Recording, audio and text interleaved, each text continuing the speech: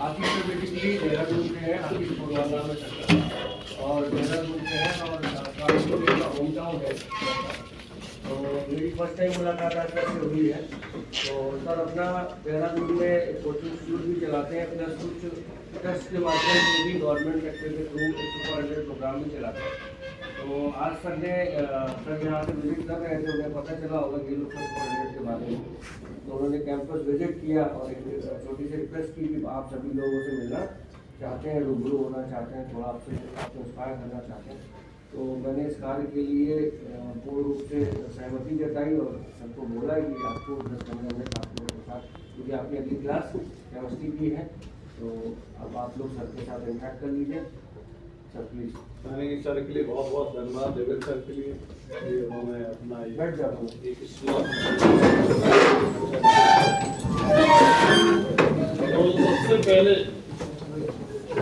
हम लोग अपने बत्ती ऑन करते हैं, क्योंकि विदाउट कनेक्शन यदि आपने पूरी बिल्डिंग में लाइटनिंग कर दी, ट्यूबलाइट लगा दी, फैन लगा दी, एसी, लेकिन जब तक आपने कनेक्शन नहीं दिया तो इसका यूज कर पाएंगे नहीं कर पाएंगे। तो आपको क्या करना चाहिए कि सबसे पहले जो फिजिक्स है वो आप लोग क्या करते हैं, फॉर्मूला पता है, कंसेप्ट पता है, लेकिन जब आप ऑब्जेक्टिव सवाल वहां पर आता है कॉन्सेप्चुअल, अपना इंट्रोडक्शन इसलिए भी दे रहा हूं क्योंकि उसका जरूरत आपको है नहीं। जरूरत क्या है, ताकि आप जो इस बार जो नीट का जी के ना जी का जो ऑब्जेक्टिव सवाल आएगा उसे आप 2 से 4 सेकंड में कॉन्सेप्चुअल सवाल को आप कैसे निकालें, तो जो न्यूमेरिकल सवाल है उसे कैसे अटेम्प्ट करें ताकि 10 से 12 सेकंड में झटके में अटेम्प्ट हो जाए। और इसके लिए ज्यादा पढ़ने की आवश्यकता नहीं, पढ़िए कम और आउटपुट ज्यादा। उस पर मैं थोड़ा सा देवेंद्र सर से थोड़ा समय लिया, और जिसमें हम government of Uttarakhand, government of Delhi, ये तो हम सरकारी प्रोजेक्ट चलाते हैं और इसी के साथ हमारे 2-3 सेंटर हैं। तो देहरादून में 2 सेंटर है, पानीपत में, दिल्ली में भी। यहाँ पे डॉक्टर पाल सर है, वो भी IIT कानपुर के थे, उनके यहाँ पे मैं कल आया था, तो सर ने बताया कि एक बार आप विजिट कीजिए। तो फिर मेरे को लगा कि एक बार आपसे कनेक्शन करना चाहिए। तो मैं ये बता रहा था कि जब तक आप कनेक्ट नहीं करोगे उस बिल्डिंग को पोल से, तब तक ये लाइट ऑन नहीं। तो हम सबसे पहले अपने आप को कनेक्ट करते, बोलिए हरे कृष्णा, हरे कृष्णा। थोड़ा हाथ ऊपर कीजिए प्लीज, हरे कृष्णा, हरे कृष्णा। तो इसके माध्यम से मैं हर एक क्लास में सभी को कनेक्ट करने की कोशिश करता हूं।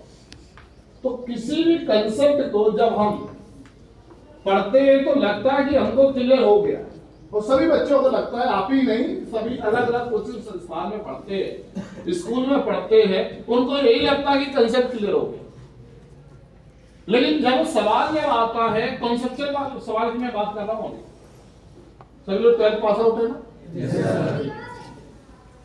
तो वहां पर 4 में से 2 ऑप्शन तो हट जाते, सभी हट जाते होंगे क्योंकि आप सभी बच्चे सीरियस है।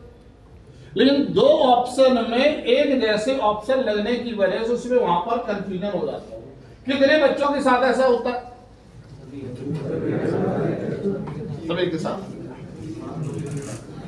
तो यहां पर वो करेक्ट ऑप्शन, इस यदि आपका कंसेप्ट क्लियर है और सभी का क्लियर भी है, लेकिन तब भी ये कंफ्यूजन हो रहा है, तो यहां पर क्या करते हैं, यहां पर आप लोग विशेष रूप से क्या पॉइंट दीजिए, कंसेप्ट को आप जब पढ़ें तो उसकी टर्म्स और कंडीशन और जो बारीकी पॉइंट्स है उसमें आप जो है उसकी लिस्ट बना दीजिए। बारीकी पॉइंट्स को जो फॉलो करोगे, चाहे सभी बच्चे बना लेते हैं कि नहीं, सब बच्चे बना लेते हैं, अरे ज्यादातर तो बना लेते हो। चाय बनाने में किसको सिर दर्द होता है? होता है कि नहीं होता।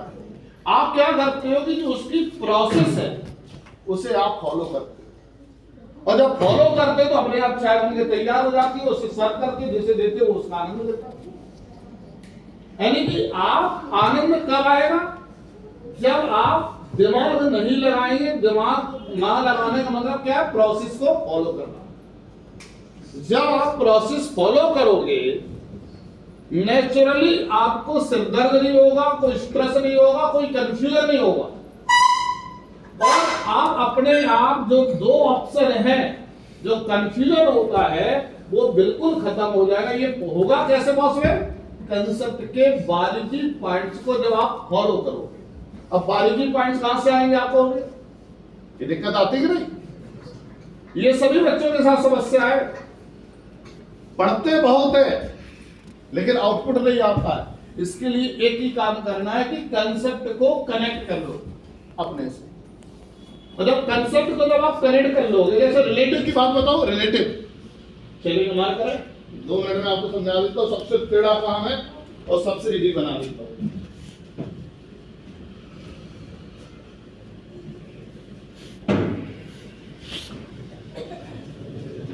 आधा यूज करते, आधा अगले सर्कुलेशन। मोशन का पूरे फिनिश में मोशन चाहे कैसा भी हो, लीनियर मोशन की बात कर रहा हूं। यदि कोई लीनियर मोशन का सवाल है, यदि कांस्टेंट एक्सेलरेशन से हो रहा है, तो प्रॉब्लम किससे सॉल्व होगी? v equal to u plus 80, s equal to ut plus half 80 square, या v square equal to u square plus पूरा देश जानता। यानी इन इक्वेशन के माध्यम से सवाल सॉल्व हो जाएगा। लेकिन जब आप सवाल में फॉर्मूला लगाओगे तो सॉल्व कैसे होगा? उसकी टर्म्स और कंडीशन को फॉलो करके। मैं हर बात पे क्या बोल रहा हूं? Don't use your mind at the time of solving problem, only you follow the terms and condition of the formula, and only you follow bariki points of the concept. Then you get your right option within 2 to 3 seconds, and you get right option of the numerical problem within of 10 seconds with a challenge. It can be possible by the connection. ये केवल connection के माध्यम से possible है। तभी हमने हरे कृष्णा बोला भाई, कनेक्शन। जब आप कनेक्ट करोगे अपने आप को कंसेप्ट से, तो बारीकी पॉइंट्स क्लियर हो जाएंगे। जब आप कनेक्ट करोगे फॉर्मूले को अपने आप सॉल्व, अपने आप फॉलो करने को, अब देखिएगा मोशन का पूरी फिनिश में मोशन हर जगह, इलेक्ट्रो में भी है, मैग्नेटिज्म में भी है, मैग्नेटिज्म में तो है, तो वेव में भी है। यदि कांस्टेंट एक्सेलरेशन से यदि कोई मोशन हो रहा है, तो यदि वो लीनियर है, सवाल सॉल्व होगा। अब लगाते वक्त किन बातों का ध्यान देना, इस बात पे आप ध्यान दीजिए। सबसे पहले पूरा फिनिश का मतलब फिजिकल क्वांटिटी है कि नहीं? फिजिकल क्वांटिटी का मतलब या तो वेक्टर है, या इसके अलावा फिनिश में कुछ टेंसर है आपके सिलेबस में? नहीं है। या तो वेक्टर होगा, या तो वेक्टर होगा, या क्या होगा भाई बोलिए? स्केलर होगा। अभी मैं सुपर 100 कानपुर में हूं, ठीक है? तो अखिल भाई बाद में बात कीजिए, ठीक है? अब यहां पर आप देखिए, अब यहां पर आप देखिए कि वेक्टर है या स्केलर है। तो सबसे पहले क्या छाट दो? पूरी फिनिश के सभी फॉर्मूले की मैं बात कर रहा हूं कि इस लेफ्ट साइड इक्वेशन और राइट साइड में कौन वेक्टर है, कौन? सब लोग जानते हैं वेक्टर स्केलर। ये वेक्टर है, ये वेक्टर है, ये वेक्टर, ये वेक्टर, ये वेक्टर, ये वेक्टर है। और वेक्टर में डेफिनेट डायरेक्शन होती है, स्केलर में डायरेक्शन तो होती है लेकिन डेफिनेट डायरेक्शन नहीं होती। जब डेफिनेट डायरेक्शन नहीं है तो उसे हम रिप्रेजेंट नहीं कर सकते। इसलिए वहां पे बोलते हैं कि it has no direction, but it has direction but no definite direction. Direction तो है। आप यहां से दुकान पे गए, डायरेक्शन थी, कभी ईस्ट, कभी नॉर्थ ईस्ट, कभी साउथ, कभी वेस्ट। लेकिन हम आप दुकान पे पहुंचे, मैंने वाला क्या डायरेक्शन थी? कि एक नहीं बताऊंगा, डायरेक्शन तो थी। इसलिए एक इसलिए नहीं बता पा रहे हो because you have no definite direction. तो जो वेक्टर है उसमें डेफिनेट डायरेक्शन है, डेफिनेट मैग्नीट्यूड है। तो डायरेक्शन का ध्यान किस में दिया जाएगा? वेक्टर में कि स्केलर में? वेक्टर में। कितने बच्चों को क्लियर है? हाँ, गढ़ करते जाओ क्योंकि फास्ट है, एक्स्ट्रा में टाइम नहीं है। तो जो बेटा वेक्टर है फॉर्मूला की टर्म्स और कंडीशन बता रहे हैं, उनमें सभी की डायरेक्शन क्या लेनी है, कॉमन लेनी है। जब भी किसी भी न्यूमेरिकल सवाल चाहे वो मोशन का हो तो वो कांस्टेंट एक्सीलरेशन से हो रहा है तो इससे सॉल्व होगा, तो पहली कंडीशन क्या रखोगे कि सबकी डायरेक्शन जो वेक्टर है वो कॉमन लेनी होगी। ये तभी पॉसिबल है जब वेक्टर और स्केलर को छाटना आना चाहिए। क्लियर हो गया पहली बात। अब पॉइंट आया, अब मोशन ऑन स्ट्रेट लाइन का सवाल है। मान लीजिए स्ट्रेट लाइन का सवाल है या वर्टिकल लाइन का सवाल है या हिल पे मोशन हो रहा है, ऐसा सवाल है। तो यहाँ पे दो डायरेक्शन हो सकती है स्ट्रेट लाइन में, या तो इधर या इधर। इसके अलावा कोई आइडिया है बताओ बेटा? नहीं। वर्टिकल में कौन डायरेक्शन होगी, या तो अपवर्ड या इसी तरीके से, या तो इधर या इधर। यस और नो? अब इसमें एक डायरेक्शन ले लो पॉजिटिव, किसी एक डायरेक्शन को पॉजिटिव ले लो। तो यहां पर आपने एक डायरेक्शन पॉजिटिव ले ली। क्लियर? आप देखिएगा डायरेक्शन का ध्यान कैसे दोगे। अब सवाल में देख लो, यू की डायरेक्शन ये दी है, बी की डायरेक्शन ये दी है और ए की डायरेक्शन ये दी है। यही तो घुमाएगा था कि कुछ नहीं होता है। आपको ये डायरेक्शन ली है, डायरेक्शन का ध्यान देना। जो इस डायरेक्शन के लोग होगा तो क्या लोगे, पॉजिटिव की नेगेटिव। उसके अपोजिट होगा तो क्या लोगे, नेगेटिव। उसके अलावा नहीं है तो कंपोनेंट करोगे कि नहीं? तो यहाँ पर यदि मान लीजिएगा ये थीटा एंगल बना रहा है तो ये हो गया बी cos थीटा। ये क्या हो गया बेटा? तो ये लोगे कि ये लोगे? इसी तरीके से आप ले लीजिए, ये अल्फा है तो ये क्या हो गया, ए cos अल्फा। तो ये क्या हो गया बेटा? इसका यूज नहीं करेंगे यार। तो ज्यादातर बच्चे क्या करते हैं, they have knowledge about the formula but they don't follow the terms and condition of the formula. इसलिए उनको ऑप्शन मिलता है लेकिन -1 वाला मिलता है। कौन वाला? और एक सवाल गलत होने में -1 नंबर नहीं करता है, 5 नंबर का अंतर आता है। सभी बच्चों को क्लियर भी होगा। तो यहाँ पर आपको डायरेक्शन का ध्यान कैसे देना है कि जो दो वेक्टर है उन सबकी डायरेक्शन कॉमन लेनी पड़ेगी। तो किसके कॉमन लोगी, जो जिस लेवल का सवाल स्ट्रेट लाइन का, तुम एक डायरेक्शन पॉजिटिव ले लो, उसी के अलोंग जो लिया है वो पॉजिटिव, इसका अपोजिट है तो, और उसके अलोंग नहीं है तो क्या करोगे, कंपोनेंट। यदि मान लो ऐसे आता, क्या इसका कोई कंपोनेंट इधर आता? नहीं आता, जीरो ले। क्लियर हो गया? दूसरी बात जो बहुत इंपॉर्टेंट है, शायद हमारे क्लासेस में कंफ्यूजन, मैंने बोला यार चिड़िया उड़ रही है, इसकी स्पीड बताइए। तो स्पीड बताने के लिए आपको ऑब्जर्व करना पड़ेगा कि नहीं? बिना ऑब्जर्व किए क्या आप आंसर बता सकते हो कि नहीं? बताइए। उधर भी ले लो, इन बच्चों का भी ले, यहाँ पे खड़े लो। ठीक है, बताइए। बिना ऑब्जर्व किए क्या आप आंसर बता पाओगे?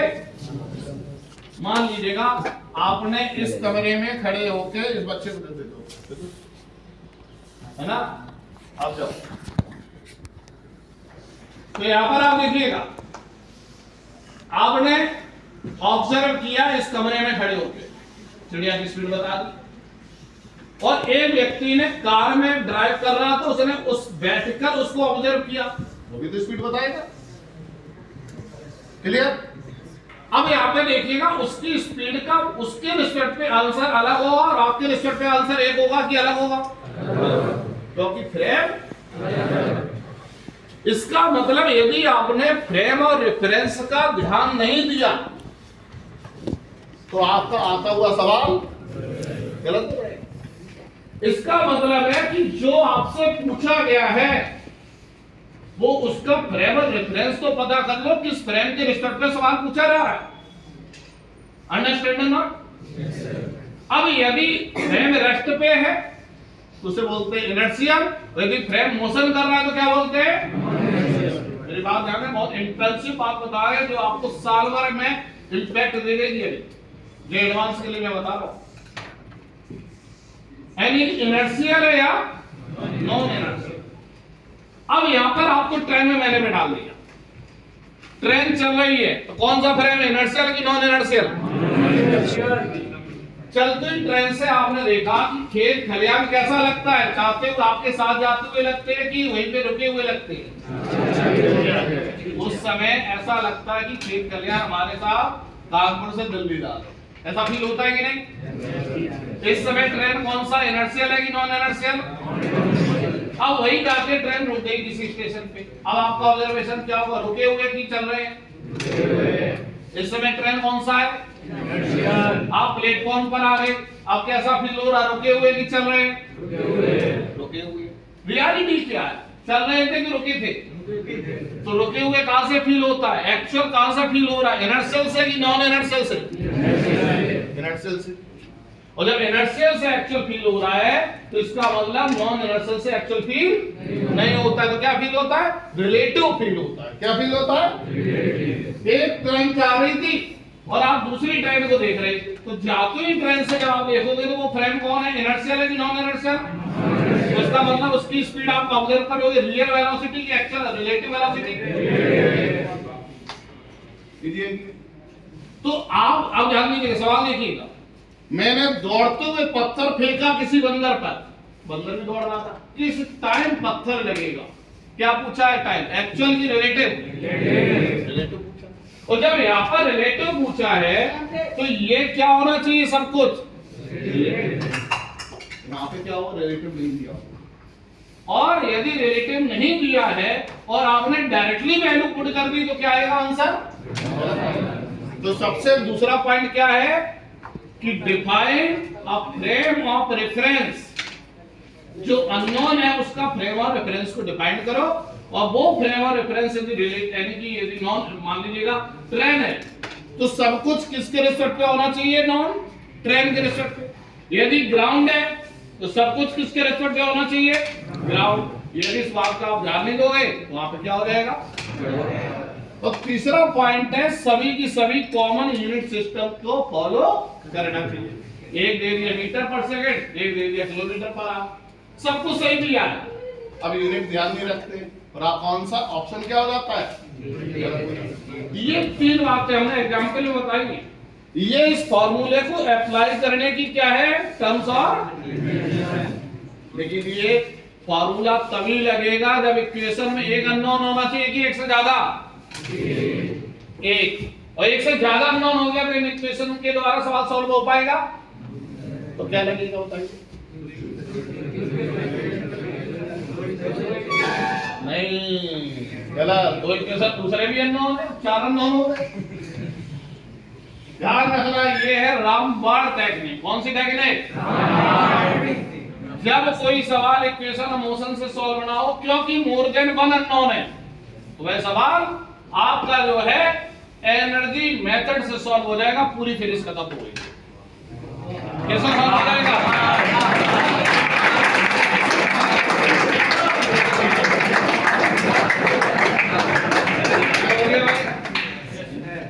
अब एग्जाम्पल में देखिएगा, क्लियर हुआ पूरा? कहने का मतलब यदि कांस्टेंट एक्सेलरेशन से हो रहा है तो firstly you try these equation and take attention on 3 point and don't use your mind when you attempt question by using of these equations. इन इक्वेशन का यूज करोगे तो कैसे यूज करोगे, तीन बातें ध्यान। पहली बात क्या है, लेफ्ट साइड और राइट साइड में क्या चेक करोगे, वेक्टर किस, वेक्टर और जो वेक्टर उनकी डायरेक्शन कॉमन होनी चाहिए कि नहीं, डायरेक्शन कॉमन किसके होनी चाहिए। सवाल देखो, स्ट्रेट लाइन का है कि वर्टिकल लाइन का, कि इंक्लाइंड प्लेन का है कि टेढ़े मेढ़े पाथ का है।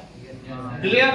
उसमें हमेशा कौन कितनी डायरेक्शन होती है, दो की तीन, किसी एक डायरेक्शन को क्या ले लोगे, और जो डायरेक्शन पॉजिटिवली। अब नॉन में देखिएगा, जो नॉन है उनकी डायरेक्शन यदि कंट्रोलर उसे बोल दो उसके अलोंग है तो पॉजिटिव लोगे कि नेगेटिव, उसके अपोजिट है तो नेगेटिव लोगे कि पॉजिटिव। यदि उसके अलोंग नहीं है तो क्या करोगे, और जो कंपोनेंट इसके अलोंग आएगा तो उसे कंसीडर करोगे कि नहीं। दूसरी बात कि जो आपसे पूछा गया है वो डिफाइन करो कि किस फ्रेम के रिस्पेक्ट पे पूछा गया, और जिस फ्रेम के रिस्पेक्ट पे पूछा गया है जो नॉन है वो सभी उसी फ्रेम के रिस्पेक्ट पे होना चाहिए कि अलग अलग फ्रेम के रिस्पेक्ट पे होना चाहिए। और तीसरी बात किसका ध्यान दोगे? यूनिट सिस्टम का। यदि भाई इन तीन बातों को यदि आपने फॉलो कर लिया बिना किसी माइंड को यूज किए, चैलेंज के साथ कहते हैं कितना भी डिफिकल्ट सवाल यूपीएससी का भी आ जाए, ये एडवांस का भी आ जाए, सॉल्व हो जाएगा। लेकिन अननोन एक होना चाहिए कि एक से ज्यादा? एक से ज्यादा है तो कोई भी क्वेश्चन नहीं लगेगी, दूसरे को ट्राई करने की कोशिश ना करना। तो जब कोई सवाल इससे सॉल्व नहीं होगा तो किससे सॉल्व होगा? मतलब चेक करना पड़ेगा कि इस पे कितने टाइप के फोर्सेस लग रहे हैं, चेक कर लीजिएगा। और सभी कंजर्वेटिव है तो मैकेनिकल एनर्जी कंजर्व करा दीजिएगा, और यदि सभी कंजर्वेटिव है लेकिन एक नॉन कंजर्वेटिव है तो conservation of total mechanical energy, मतलब इनिशियल जो एनर्जी है जो फाइनल है, इनिशियल इक्वल टू फाइनल कब करोगे? जब सभी फोर्सेस कैसे हैं? और यदि आप फ्रिक्शन प्रेजेंट है, काइनेटिक फ्रिक्शन है, तो EI equal to EF plus minus of WF का यूज करते हुए सवाल टूट जाएगा। और इसमें बहुत समय लगने वाली बात नहीं है, केवल राम को याद रखिए। रामबाण का मतलब क्या है? राम ने युद्ध तो कम लड़ा लेकिन भाई जीत हासिल की है, अभी तक महान बने हुए, सरकारें बदल जाती है इसके नाम पे। राम को यदि आप फॉलो करेंगे, देखो हम बार बार क्या बोलते हैं, फॉलो करना है, अपने दिमाग का उपयोग नहीं करना। जो लोग अपने दिमाग का उपयोग करते हैं, मैं चैलेंज के साथ कहता हूं, बहुत अच्छे सेलेक्ट भी हो चुके हैं, बहुत नहीं भी होते, लेकिन जो सिलेक्ट हुए हैं वो कम दिमाग लगाते हैं। दिमाग नहीं लगाना है, फॉलो करना है। राम ने केवल फॉलो किया दो चीजें, विभीषण को फॉलो किया। हम लोग क्या है? विभीषण है। यहाँ पे कौन है? विभीषण आ रहे हैं। यहाँ पे जो आ रहे हैं फिजिक्स वाले विभीषण है, केमिस्ट्री वाले विभीषण है, मैथमेटिक्स वाले क्या है? विभीषण ने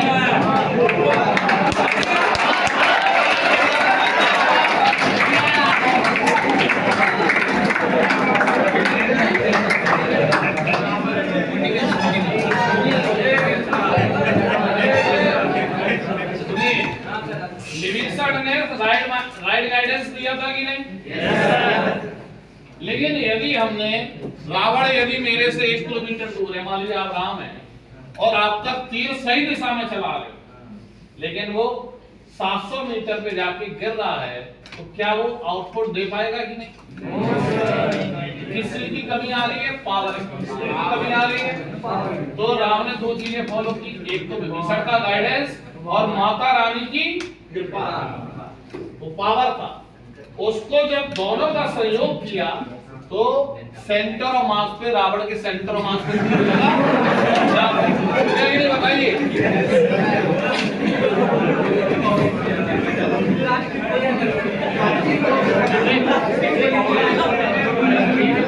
तो कितने बच्चे रावण के सेंटर ऑफ, आपका रावण कौन है? यही कितने बच्चे रावण के सेंटर ऑफ मास पे हिट करना चाहते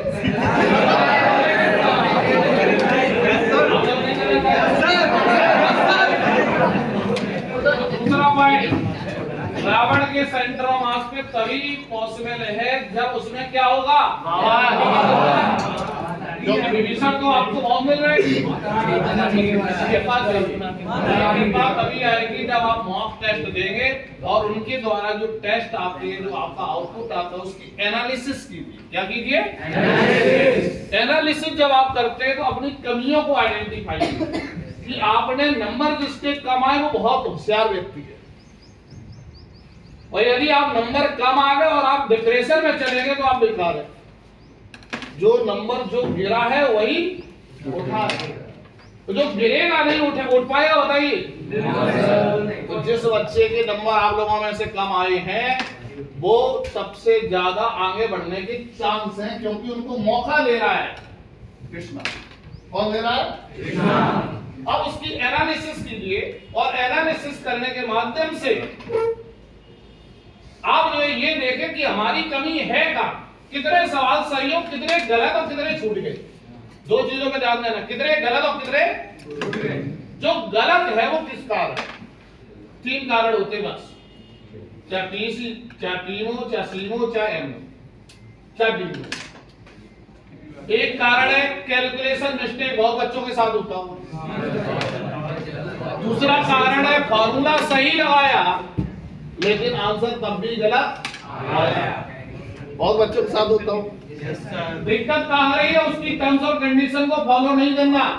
और टर्म्स और कंडीशन फॉलो ना होने के पीछे दो कारण है, या तो पता नहीं है या दिमाग लगा दिया। क्या होता है बताइए, क्या होता है? दिमाग लगाते हो कि पता नहीं? और कुछ लोगों को पता भी नहीं होता। कृपया करके उस कॉन्सेप्ट को दोबारा पढ़ें और उसके फॉर्मूले की टर्म्स और कंडीशन दोबारा रीस्टडी करें, और उसके 20 से 30 सवाल जब आप लगा लोगे तो आगे जब टेस्ट में कभी भी उस पे सवाल आ गया कभी गलत होने वाला नहीं है। तीसरी कैटेगरी होती है कि सवाल तो अटेम्प्ट किया लेकिन फॉर्मूला लगना था कुछ, लगा कुछ। इसका मतलब ये कंसेप्ट क्लियर नहीं है। आप उसकी रीस्टडी कीजिए, उसकी फार्मूला और कंसेप्ट की रीस्टडी कीजिए, उसके बारीकी पॉइंट्स की रीस्टडी कीजिए, उसके फार्मूला की टर्म्स और कंडीशन की रीस्टडी कीजिए और उसकी प्रैक्टिस कर लीजिए। अब उस पर भी यदि सवाल आ गया नेक्स्ट मॉक टेस्ट में तो गलत होने का चांस नहीं है। धीरे धीरे आपकी जो कमी है वो कम होगी कि बढ़ेगी? एंजाइटी कम होगी कि बढ़ेगी? स्ट्रेस और जो आपका दोस्त यारों का प्रेशर होता है, पेरेंट्स का प्रेशर होता है, वो भी कम होगा कि बढ़ेगा? और सेल्फ कॉन्फिडेंस बढ़ेगा। सेल्फ कॉन्फिडेंस करंट है। सेल्फ कॉन्फिडेंस क्या है? करंट जो है जब हम हमारे अंदर चलेगा तो हम कौन सा फील्ड क्रिएट करेंगे? और जब हम किसना के मैग्नेटिक फील्ड में आएंगे तो हमारे ऊपर क्या लगेगा? फोर्स लग जाएगा, तो मामला सेट हो जाएगा। इस तरीके से एनालिसिस करिए। रावण का सेंटर ऑफ मास पे तभी लगेगा जब करंट चलेगा, और करंट तभी चलेगा जब टेस्ट की क्या करोगे? एनालिसिस। जिस बच्चे ने कर ली 5 टेस्ट में करके देखिए भाई, चैलेंज के साथ कहते हैं कि जो बच्चा सिलेक्ट नहीं होने वाला भी होगा ना वो भी सिलेक्ट हो जाए, चैलेंज के साथ ही बोल। 50,000 रैंक आने वाली है यदि वो 1 महीने की टेस्ट एनालिसिस कर ले और इसको फॉलो कर ले, वो 2 से 3,000 में अंदर समझ जाएगा। 50,000 वाला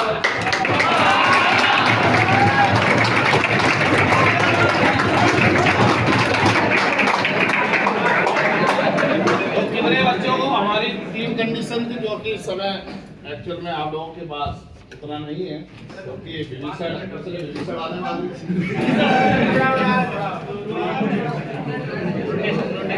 तो कितने 3 बातें फॉलो करनी है। कॉन्सेप्चुअल सवाल के लिए क्या फॉलो करेंगे? कॉन्सेप्ट की बारीकी पॉइंट्स, यस और नो? दिमाग लगाओगे कि नहीं? फॉलो कीजिए। फॉर्मूला के लिए क्या करोगे? टर्म्स और कंडीशन को क्या करोगे?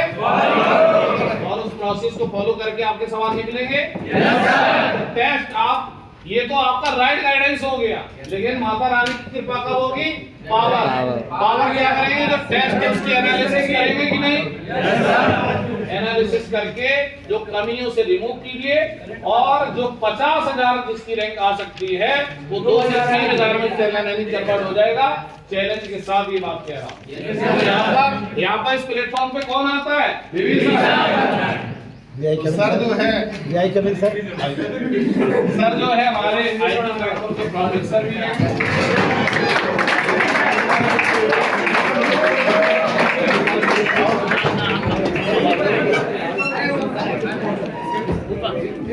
कितने बच्चों को ये बात क्लियर हो गई बताइए? ये क्लास साइकिल मैं बाहर से अंदर बस सुन रहा था कि ताली बज रही है, और ताली बजाना अच्छी बात होती है कि खराब बात होती है? समय कारपोरेशन आईटी कारपोरेशन मैंने सेटअप को लोगों ने ताली बजा दी। मैंने कहा please do not clear it is serious matter. मैंने पैसे दे दिए, ताली बजा दी। जब तक वो काम न ताली बजाते नेता था, ताली बजाते रह करके, तो नेता कहता है कि मेरे लोग कुछ काम नहीं करता है। तो नेता को परेशान करोगे तो कहेगा अच्छा ये परेशान कर रहा है। राम को समुद्र ने परेशान किया, उन्होंने धनुष उठाया, वो निकल आया। तो ये सब उल्टा पुल्टा everything just real in reverse direction में आना नहीं चाह रहा था, क्योंकि और and it receive party of a teacher got the patient. तो मैं देख रहा था ताली बज रही है, so I was jealous of him. He is my student you know. और जो जितनी भी कोचिंग है पूरे हिंदुस्तान में, कानपुर की जितनी भी कोचिंग है सब हमारे स्टूडेंट हैं जो अगर ट्रीटमेंट की। तो मैंने कहा मैं देखता हूँ। अगर कोई पीछे बैठ जाए कोई बड़ा आदमी जो इनसे ज़्यादा कुछ जानकार हो तो लेक्चर अच्छा नहीं हो पाता है ना। तो इसलिए मैं नहीं आ रहा था, लेकिन मैं शुरू से ही देखना चाह रहा था कि ये कैसे क्या करते हैं। देहरादून में है, इंट्रोडक्शन दे दिया होगा मैंने देखता हूँ एक एक्स्ट्रा क्लास हो रहा है, ऐसा क्लास कभी आपने देखा नहीं होगा। ये कर रहे हैं और फिर उसमें मैं बैठ जाऊँ। मैं IT कानपुर में था, मैं यूनिवर्सिटी में था, तो एक टीचर पढ़ता था, 4 ट्यूटोरियल्स, 4 टीचर बैठते थे, वो ट्यूटोरियल्स होते थे, ट्यूटर होते थे, ट्यूटोरियल्स दिया करते थे पूरे क्लास को डिवाइड करके, और हर एक की पर्सनल प्रॉब्लम। मैं आप लोग IT में पढ़ते हो, मैं एक छोटी सी प्रॉब्लम लेता हूँ, लिखिएगा। Find the point of intersection of, find the point of intersection of R equal to theta and R equal to 1/θ। ये प्रॉब्लम ये है, और दूसरी प्रॉब्लम है x plus y equal to 2 and x minus y equal to 0। ये वाली problem. एक और प्रॉब्लम मैं आपको देता हूँ, थोड़ी सी इसका सॉल्यूशन से निकालना है। ये तो बहुत ही आसान है। x plus y equal to क्या आएगा, और इसका क्या सॉल्यूशन होगा,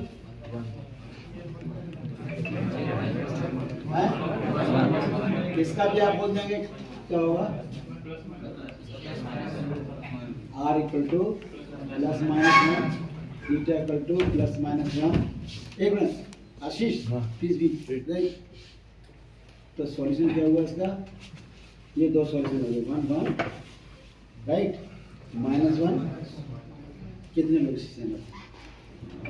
it complete.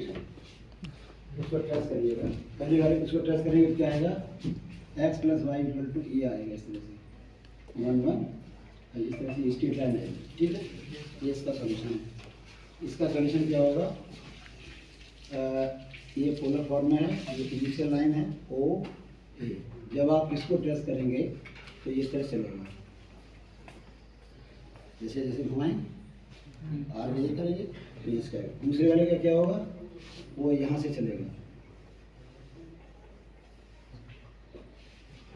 So these two curves intersect at infinitely many points। आपने क्या दिया आंसर, Only 2। तो गलत है ना। तो इस तरह से मैं आपको बहुत सारे छोटे छोटे सवाल बताऊंगा।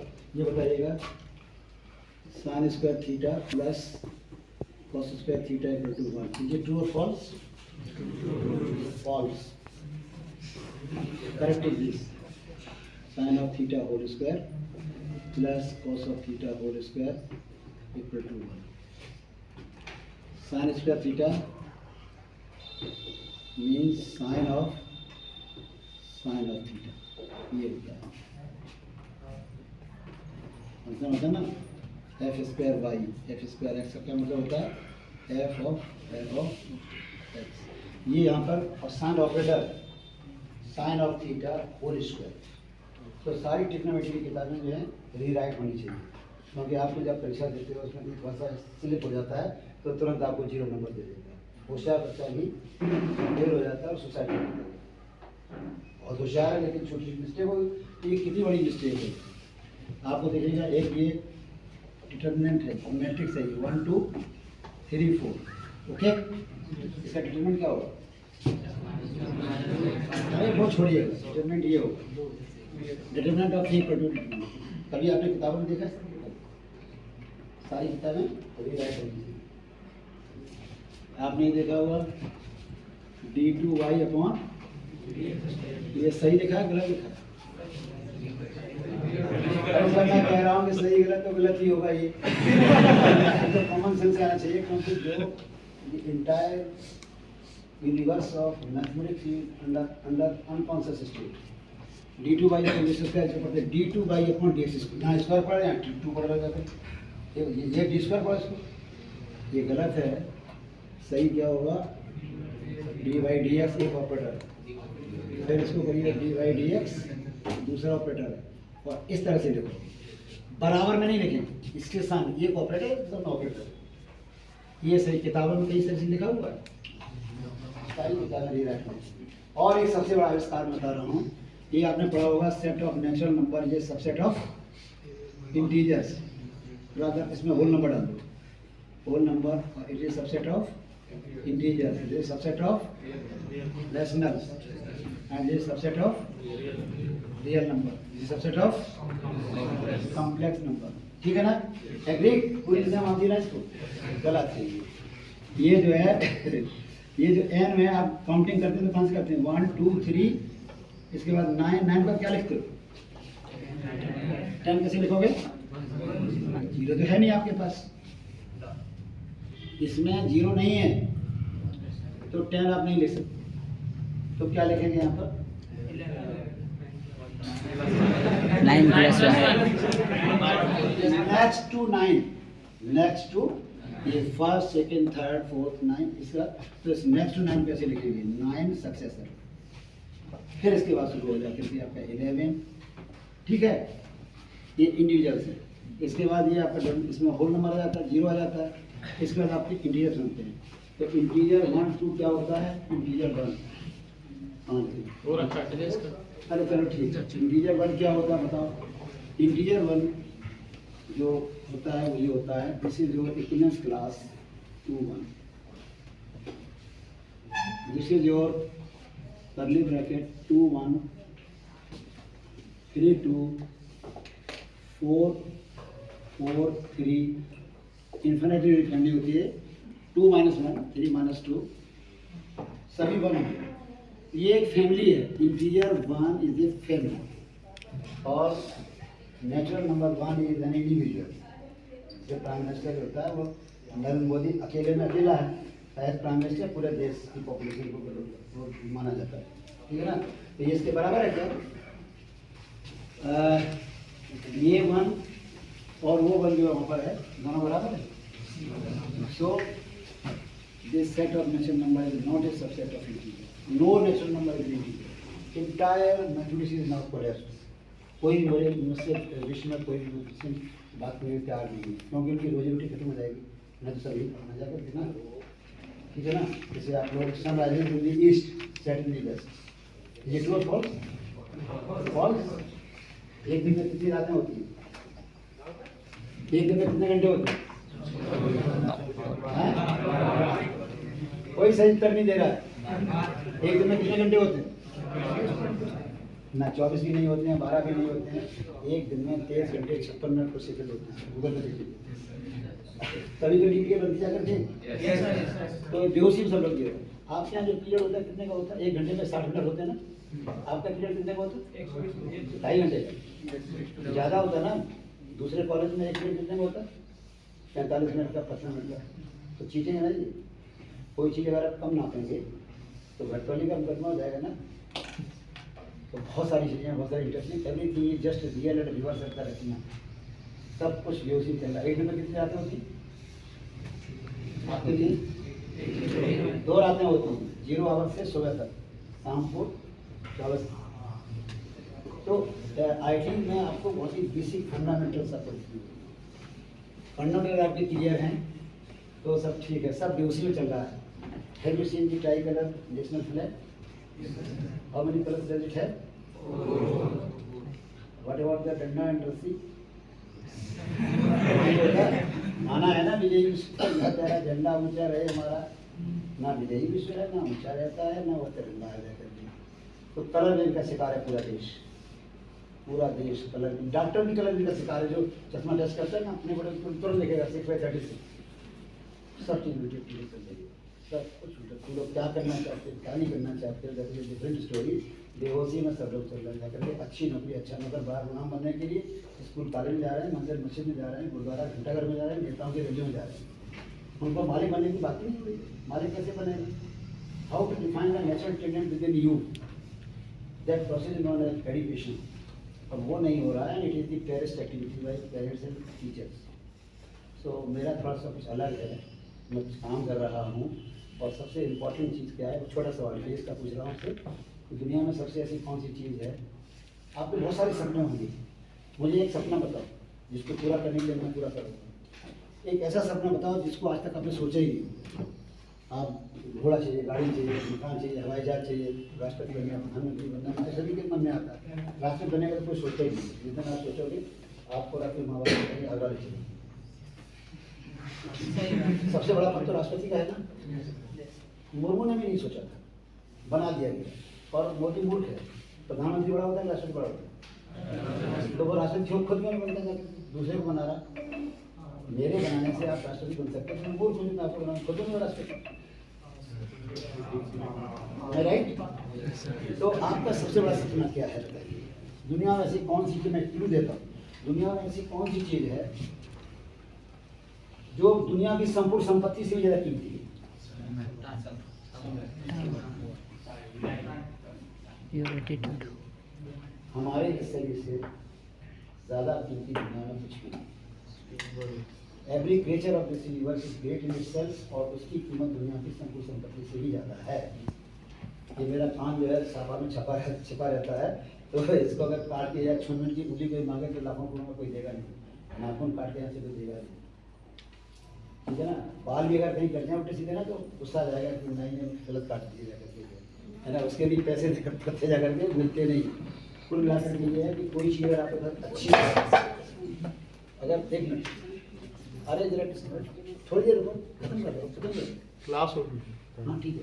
कोई भी चीज़ अगर आपको दुनिया में सबसे कीमती चीज़ क्या है, कोई चीज़ अगर आपके पास है सुरक्षा कौन करेगा।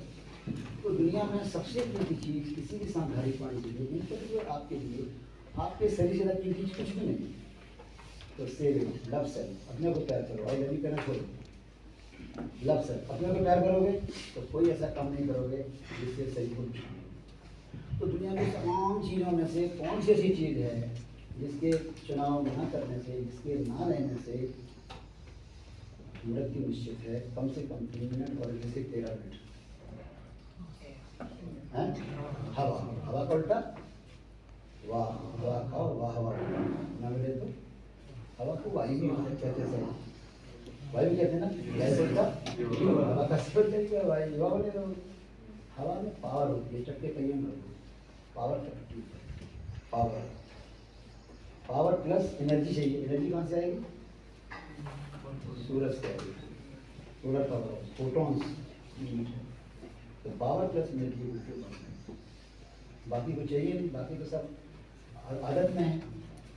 चाय चाहिए 24 घंटे बाद, नाश्ता चाहिए 24 घंटे बाद, डिनर चाहिए 24 घंटे बाद, ब्रेकफास्ट चाहिए 24 घंटे बाद, लंच चाहिए 24 घंटे बाद, दूध पीना है, चाय पीना, सब आदत में है ना।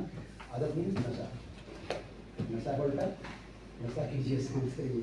तो बड़ा इंटरेस्टिंग लेक्चर हो सकता है। मैं आउट ऑफ टर्न में जबरदस्ती आ गया हूँ, आना नहीं चाहिए। I have been faculty of this institute, 3-4 साल पहले मैं यहाँ पढ़ने आता, और मैं मेरे पढ़ाने का कलेक्टर में फिर सोच रहा हूँ, मैंने रेफर किया है कि ट्यूटोरियल तो कोई पढ़ा देगा, सॉरी लेक्चर तो कोई भी नहीं पढ़ गया, पढ़ा दिए, बहुत आसान होता है। ट्यूटोरियल जो होता है बहुत कठिन होता है। कोई भी सवाल आप पूछेंगे तो मैं आपको ऑफर करता हूँ, मेरा नंबर ले लीजिएगा 7007 967764। Round the clock you can ask any question in maths, और मैथ्स के अलावा तो कोई भी सवाल पूछ सकते हैं। शर्त एक है कि वो क्वेश्चन पूछेंगे तो उसके साथ आपकी बुक होनी चाहिए, और उस क्वेश्चन के पहले वाला सवाल आपको होना चाहिए। जैसे आपने 7वां सवाल पूछा तो 6वां जरूर होना चाहिए, नहीं तो 6वां पूछो, 6वां 5वां नहीं आ रहा है तो 5वां पूछो। पहला सवाल जो आपको पढ़ रहे हैं वो पूछिएगा, तो इंडक्शन से आप लास्ट में पहुंच जाएंगे। अगर जो नहीं आ रहा सबसे पहले वो पूछो, वो मैं बताऊँगा आपको। No is not like this. मैं बता रहा हूँ कि एक भी बच्चा ऐसा नहीं होगा IIT में, मैं IIT का 10 pointer terminated student, 10 pointer terminated, और आउट ऑफ टर्न मुझे फिर वहाँ पर वापस लिया गया। तो बहुत सारी चीज़ें हैं मेरे साथ में, और आप लोग मुझे नाम से भी जानते हैं, सकल से जानते हैं, मिला के भी जानते हैं। US पहली बार है, नेट पर देखेंगे डॉक्टर दिलपाल, डॉक्टर विजय नारायण, आपको बहुत सारी चीज़ें मिलेंगी, और कोई भी वर्ड में हमारे किसी भी स्टेटमेंट पर क्वेश्चन मार्क नहीं करा सकते। तो दर्शन केवल एक मानता है, everything just rear and reverse at the date. बाकी सब चीज़ें आपका चित्र जैसे बनना, सर नीचे पैर पर बनना, लेकिन पैर ऊपर, तो वो कहना चाहिए पारंपरिक है, ट्रेडिशनल है, इमेजनरी है। माना की गणित में 100 रुपये मेरे पास, 5 महीने 5 महीने 5 महीने कितना 15 खर्च हुए, कितने बजे 85। जिसने ये बता दिया वो होशियार है, नहीं बता पाए तो गधा। गधा के अंदर 2 पैर के आदमी को 4 पैर का गधा कह रहे हो जाकर के यार, टीचर गधा है कि स्टूडेंट गधा है। मैं आपसे एक सवाल पूछ रहा हूँ, आई एम टेकिंग योर क्लास, ठीक है, आप क्या बोलेंगे? आप क्या बोलेंगे? यस नहीं बोले, आप क्या कह रहे हैं? आप, मैंने कहा कि मैं आपको पढ़ा रहा हूँ, और आप बोलेंगे मैं पढ़ रहा हूँ, तो मैं पढ़ रहा हूँ कि ट्रांसलेशन सही क्या होगी? कोई नहीं बता पा रहा है। I am taking your class as teacher, मैं यहाँ खड़ा हूँ, you are sitting here, you are student, you will also say that I am taking your class. Sir, sir लगाते ही मैं टीचर हो गया, आप स्टूडेंट हो गए, एक ही ट्रांसलेशन से हुआ है, ट्रांसलेशन हो गया। मैं इंग्लिश का टीचर नहीं हूँ, पर मैं मुझे सारी ट्रांसलेशन आती है।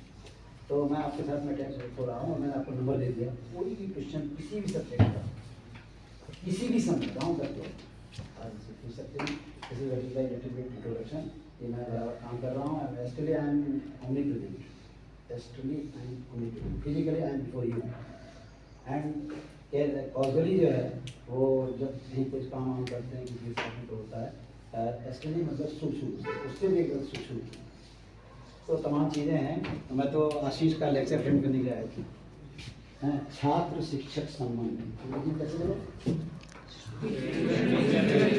सब बीमार होते हैं, कैसे कोई बता दे, छात्र शिक्षक संबंध अंग्रेजी में कैसे बोलोगे? टीचर टॉट रिलेशन, ये टीचर टॉट है ना।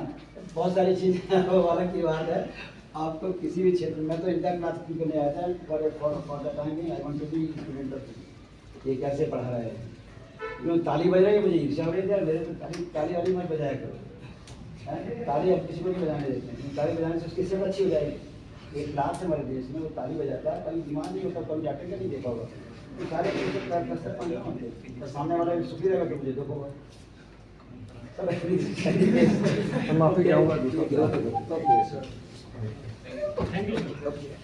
Sorry to continue. देखिए बच्चों, है ना, तो जो मैंने अपनी तरफ से जो पॉइंट्स आपको शेयर किए हैं उसको आप और थोड़ा कंटिन्यू कर लो। नहीं स्टार्ट 1 मिनट करके, नेक्स्ट 1-2 क्लास 1-2 मिनट करके खत्म। हाँ है कंक्लूड कर नीचे का गेट खोलो।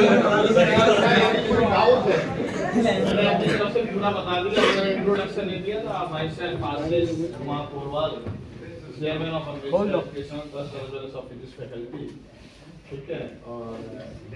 और ये सब बात का इंट्रोडक्शन कोई काम में नहीं आएगा, मेन काम में आएगा आपको जो गाइडेंस, जो सवाल तोड़ने का तरीका बताया है, रामबाण गाइडेंस, और जिसमें दिमाग नहीं लगाना, केवल क्या करना है, और किसके सेंटर में आपको मानना है, तो केवल विभीषण आने से काम नहीं चलेगा, आपको प्रैक्टिस करनी पड़ेगी और अपने आप को क्या करना पड़ेगा, ठीक है। Thank you very much.